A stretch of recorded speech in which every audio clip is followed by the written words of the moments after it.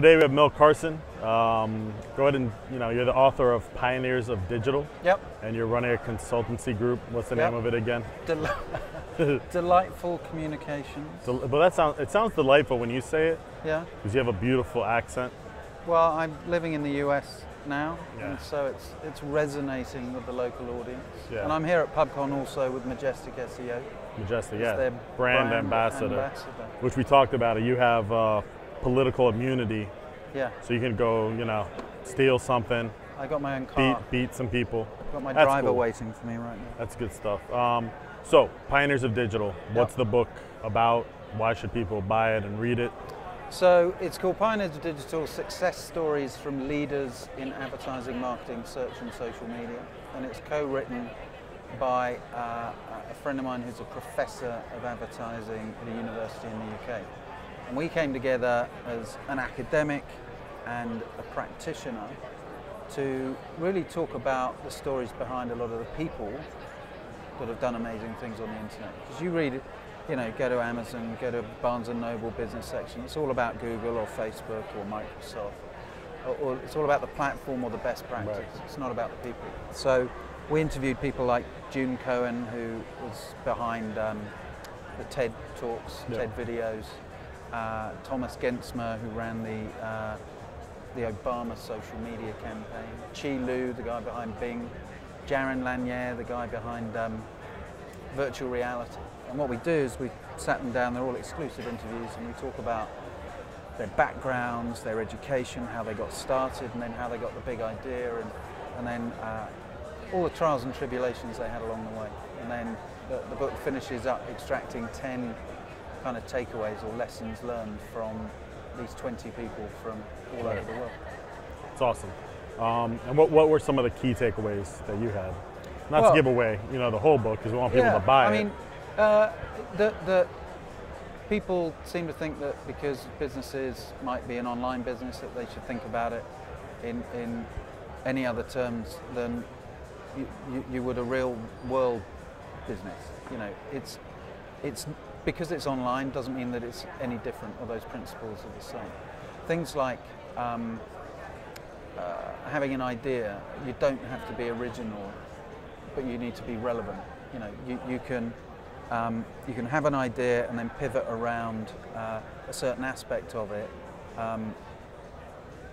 or somebody else's idea, to actually pivot around that and create something that's better by being quicker, more agile, and more creative around it. It's what Dave McClure said today in his keynote, where he said, people are out there, all these startups, trying to have the big idea, when all you need to do is innovate around 1% of somebody else's idea and make it better. Yeah. And Gubash Chahal, who's just turned 30, sold Blue Lithium behavioral targeting company to Yahoo for hundreds of millions of dollars. He was saying that.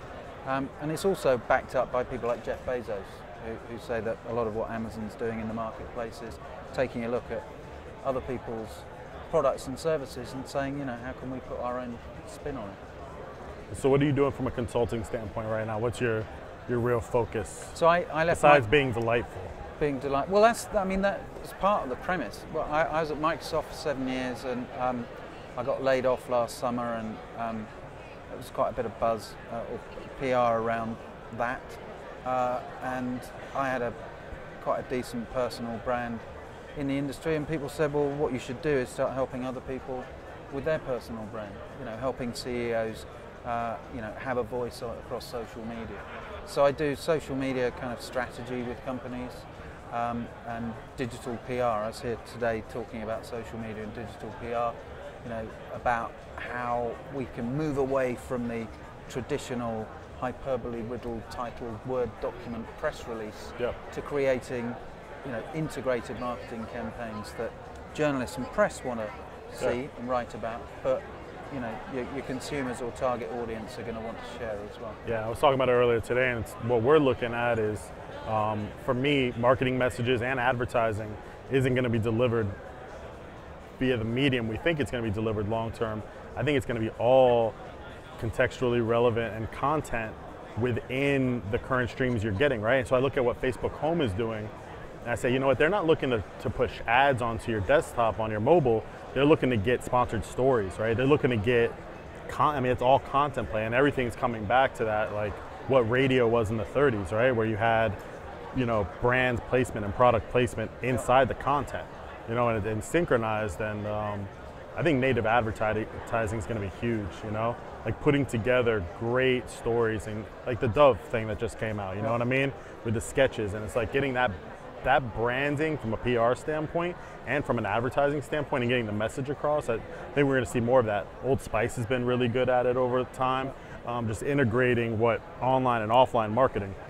And really, I think as much as people go, you know, offline marketers don't get it, I don't think online marketers get the offline part, like the branding and the marketing side. You have people that are so drilled into, it's got to match this keyword. Well, I got to get the link juice out of this, you know? It's interesting you mentioned the Dove campaign, because Malcolm Poynton, who did the original Dove campaign a few years ago, is profiled in the book as well, and that's where he talks about how they had the idea and had to approach PR and say, you know, we've really got to work together on this in order to get this message out, and how that really resonated. And I think you're right. You know, everybody's banging on about content marketing. It's been doing it for a while. It just seems to be a word that people can wrap their arms around, and that people, as you say, on the offline space can understand. Yeah, but it's a buzzword. I mean, content marketing is marketing. Yeah. You know, and I think online we've just gotten away from that, where it's like, you know, we had these specific channels. We didn't really worry about, you know, trying to build awesome stuff. Yeah. You know, we got so outside of the mix of building awesome, you know, and I think that's what it's coming down to now. That's how my kids are going to get sold their Fruity Pebbles or whatever it's going to be. You know what I mean?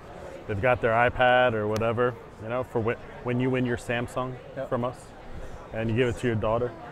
She'll get her marketing messages via video, and it's going to be integrated into it, not in an ad platform. When I talk about the book at conferences, one of the quotes is from Jaron Lanier, who's the father of virtual reality. He's the guy that was behind a lot of the ideas in Minority Report, which included Tom Cruise running through the shopping centre, and there are all these messages coming out the wall specifically tailored to him. I mean, that just shows what a genius he is. But he talks about kids being, will find our media quaint, cute, but never quite fully engaged. The media of today, which is why, you know, what you're doing at CopyPress is really important going forward, to make sure that all aspects of the business, from marketing to PR to even the guys on the front line themselves, really understand how to put this stuff together, or spot the opportunity. And that's the issue, spotting the opportunity, because I almost see the advertiser being a benefactor of sorts, right? There's amazing artistic, creative people out there doing amazing things, and being able to spot that opportunity and say, hey, you're doing an amazing thing, let me lend my brand to this and shape it with you, and become collaborators in a sense, you know what I mean? And willing to, and you see the companies that are willing to take that risk benefiting from it now. And I don't know, I think it's going to be an exciting time where, and again, my passion with the CopyPress side is giving the ability for those creatives to do what they want to do with their lives, you know? So, but can I ask you, where is the dividing line between an artist or somebody doing something fantastic and building awesome stuff, and then partnering with a brand? Where's the dividing line between that being okay and that being selling out? So when you can eat at night, I guess, when you have a roof over your head. I think practicality says that selling out's okay. Like, you know, especially in our, it just comes down to knowing what your personal ethics are. You know what I mean? But I think we're in an exciting time, the most exciting time anyway that I've experienced being in this space. I see only opportunity ahead, and it seems like you see the same thing right now. So thanks for taking your time out with us. Wonderful. Thanks for watching, and I'll see you in the bar later. All right.